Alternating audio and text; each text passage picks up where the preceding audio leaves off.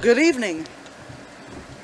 It's been a few days since we've caught anything, probably almost a week, but we have another possum. We've agreed to, in the live traps, let the possums go to eat ticks, I guess. And then we have another one.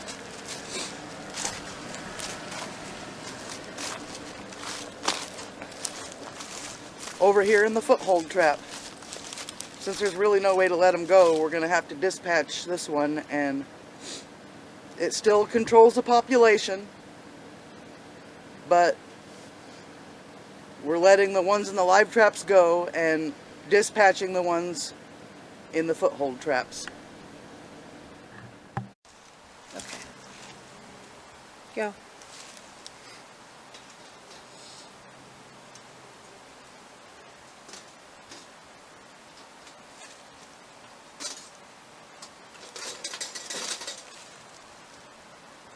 Bye-bye, little possum.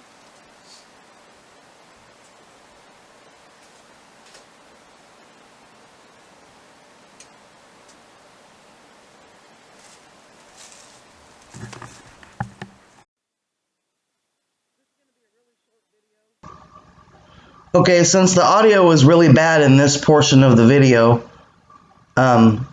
this is just a short video showing that we have the big garage doors installed on the shop and showing you that we have a power pole and we're ready for electricity.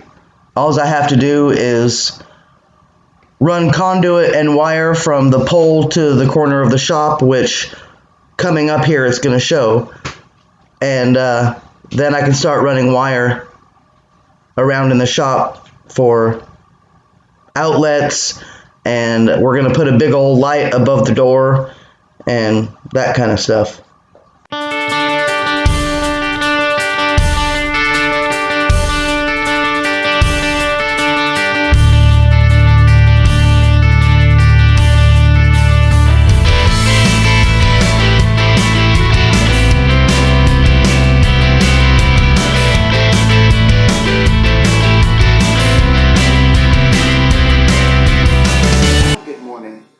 So, I just made a video a second ago and I forgot to turn the microphone on again. That's just how I roll, I guess. It's 6 o'clock in the morning. The morning after we just got those two possums, and showed you the rest of the shop, the two doors that are installed and the power pole. And I haven't slept very good. I've been thinking about running the wire in the shop all night long. The thought won't go away. Probably the noise that you hear in the background is our new vacuum/air purifier. It's kind of loud, but I'm just glad it doesn't smell like dogs in here anymore. But I wanted to talk to y'all about, I mentioned a couple videos, do's and don'ts of projects like these, especially when you're hiring someone. There's no way that I could build a shop by myself. No way. My body would not allow that to happen. So we hired a guy, and he's a great guy. He really is. He's nice as can be, had the best price. He included the dirt work and septic in his price. He started in August, probably the end of September, because my parents were here at the beginning of September. Maybe end of September, beginning of October. And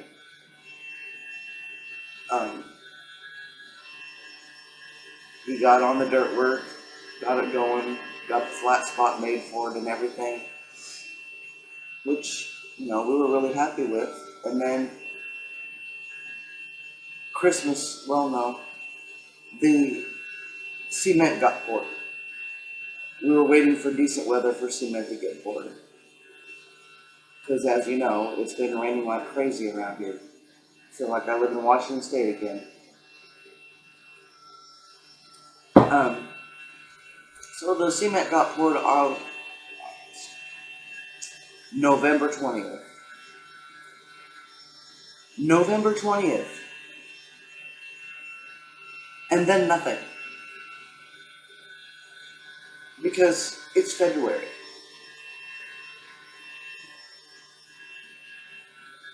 And we were getting pretty upset. I was asking people at my work for advice. I was trying not to let my parents know that I was upset, because I didn't make a very good decision just a little bit after Christmas. This is what happened. So at the very beginning, he required half down. So we gave him half the money, which was a lot of money. And it was a little bit after Christmas, maybe a little bit after New Year's. I don't know. He called me and he told me, oops, there goes one of my alarms. He told me that it's Christmas time and he's tried to pick up side jobs.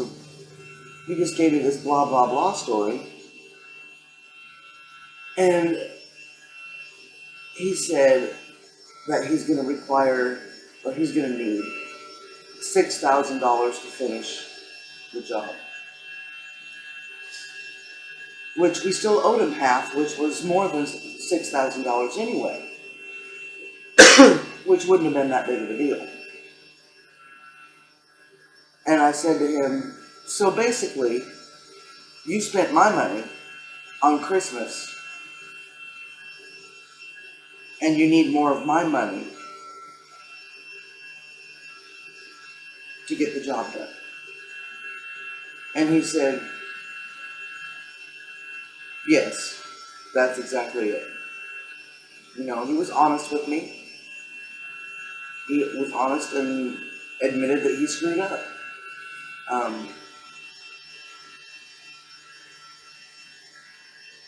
And I said to him, the second half of the money that we were going to pay him, we were going to use, one of our credit cards sends us checks every freaking month, like 3 times a month. They send us checks. 0% interest for a year. So what we were going to do on the last half that we owed him was write him a check. And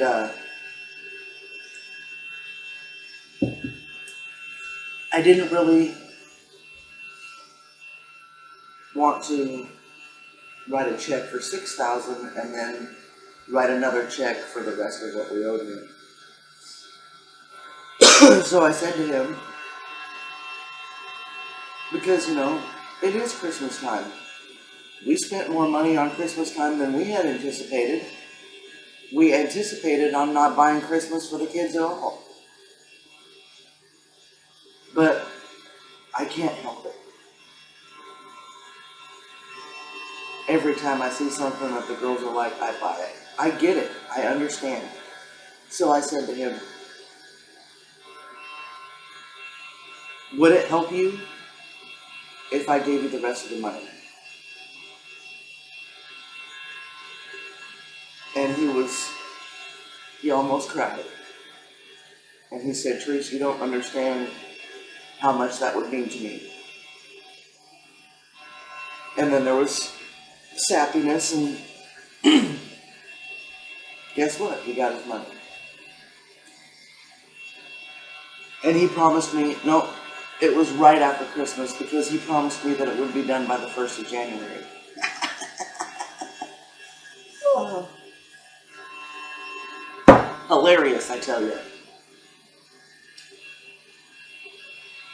But I'd always been, you know, I was asking my friends and everything, and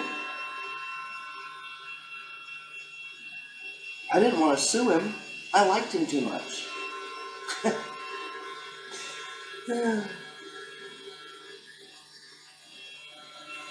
I'm really not out to make enemies, contrary to popular belief. No. So, yeah. It wasn't done by the first, obviously.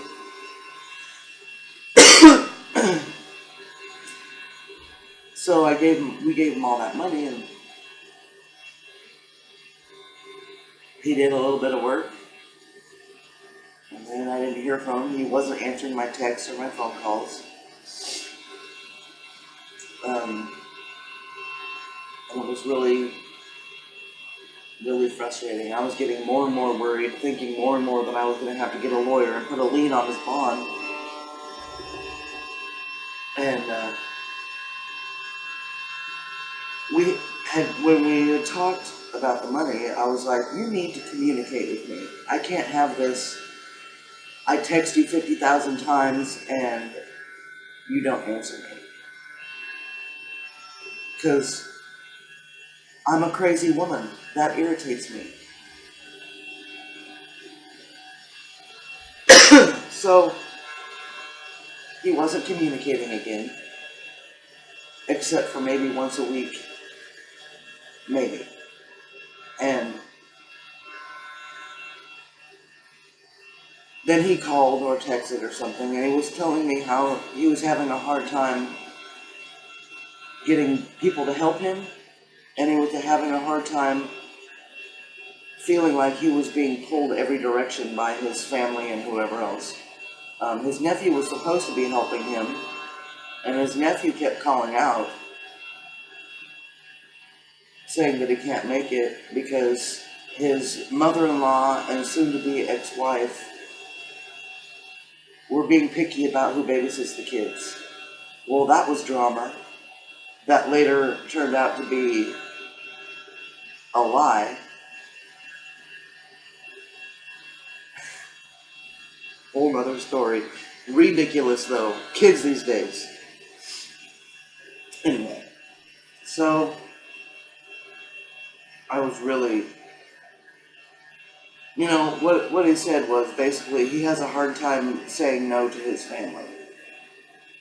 And I get that too. Not just family. Saying no to, there's got to be a limit, is what it boils down to, is there's got to be a limit, First and foremost, family's important and everything, but if you ain't got a house to live in, then you're not taking care of your family. You gotta go to work.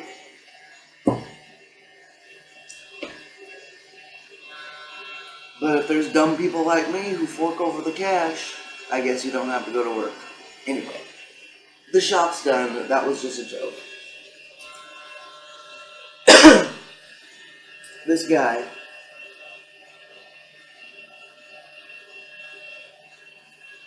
he's so stinking nice, I can't stand it. I think he'd be a good car salesman. I'd buy whatever he had, hook, line, and sinker, I'm sure of it. Oh, Lord. But, he made an excuse a couple of weeks ago, that it's cold. I'm not going up there when it's cold. And I'll just come back with, well, it was nice and warm a couple of months ago. Just saying. He's one of those kind of guys where you can put that dig in on him, and he'll be like, I got you. I get what you're saying. It's funny. But a lesson learned, definitely, because, we want him to do our house, too. And everybody that I've talked to is like, you're not going to have them build the house too, are you? Well, number one, I don't know anybody else. 1.5, I can't do it. I can build small things. I'll be building small barn type structures for cows and goats and, stuff like that. And I'll be filming it. But big structures, no, I want to live. As some of you know, I was diagnosed with Hashimoto's disease, and my bod hurts, let me tell you. Anyway, so, yeah, he's building the house, yeah. But I'm sure he and I have both learned lessons in this. I'm relentless, and maybe he learned to manage his money a little bit better. Or maybe we should just not be building anything around Christmas so he doesn't waste the money. I don't know. We'll figure it out. But the next projects, I gotta clear some more trees out for the dog backyard. So we'll be working on that while whoever works on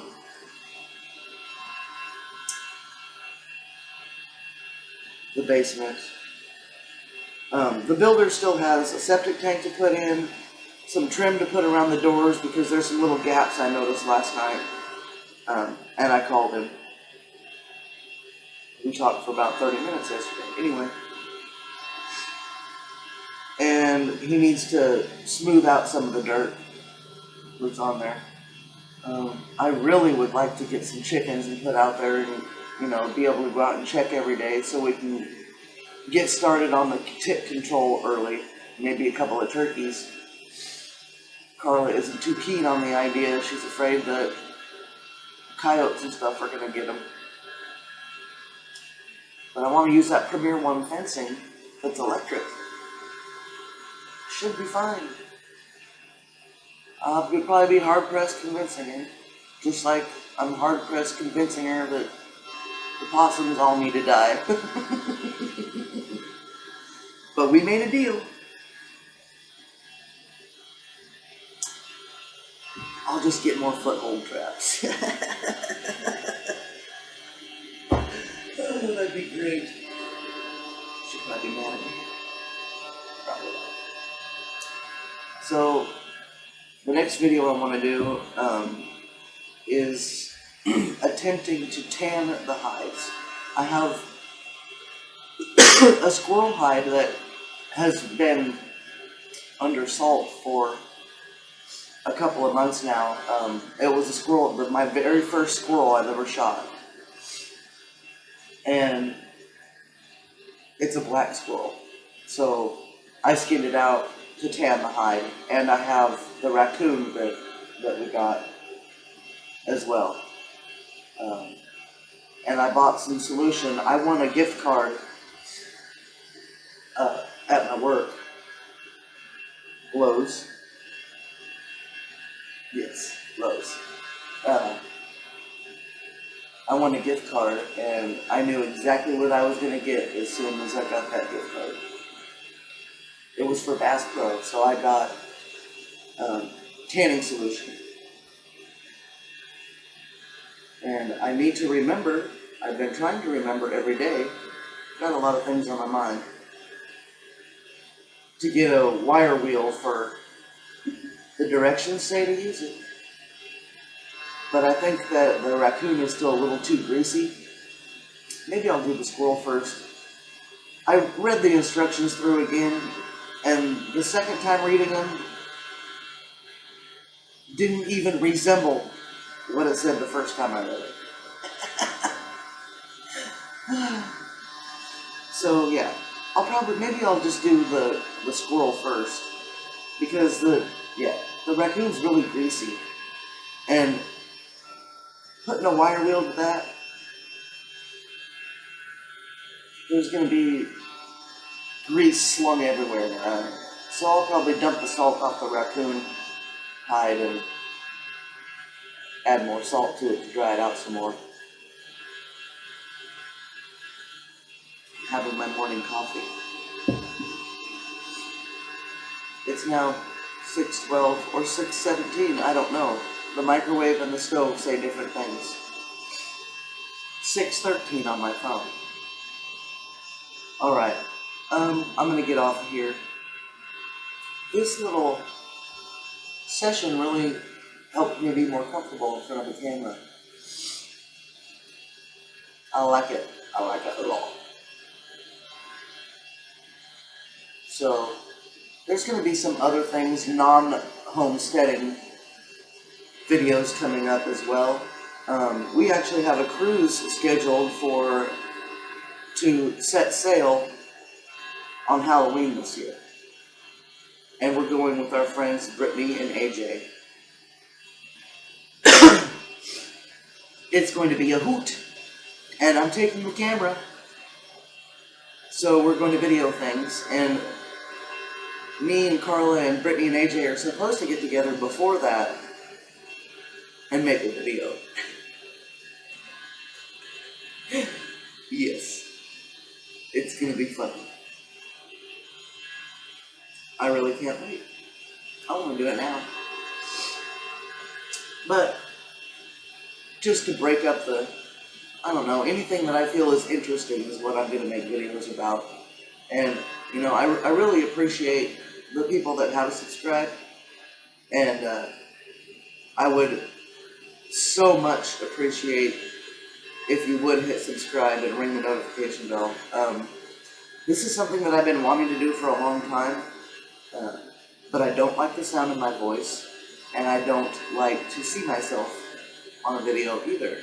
This is a big thing for me because, yeah.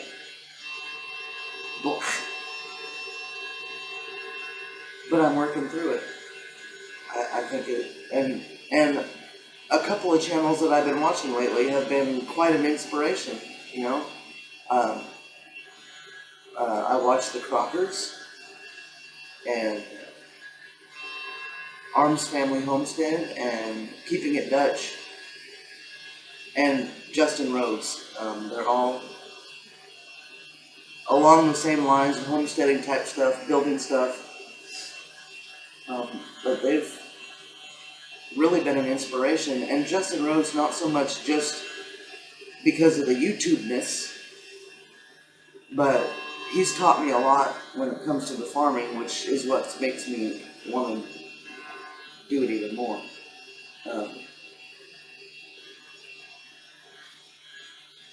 I just want to get out there. I really, really do.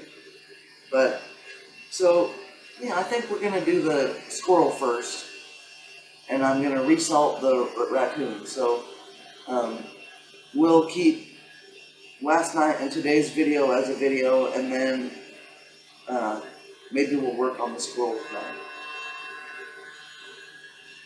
Thanks a lot, guys.